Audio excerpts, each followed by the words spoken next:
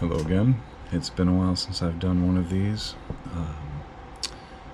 but I figure I should probably go ahead and start with another poem. I am the ghost haunting your house, walking the halls, clinging to walls, willing myself to slip between the cracks, the space between the atoms, to hide in that empty place, taking up no space. I watch you sleep, and when I reach out to touch you, you smile, once in a while, but oh so rarely when you are awake. Intangible and barely present, I still get in the way.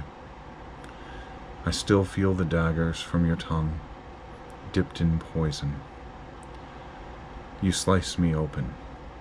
I become smaller, less of a target, insignificant and expendable, corroded, eroded, broken down and drifting, desperate to be uplifting, supportive, encouraging, to be anything to you.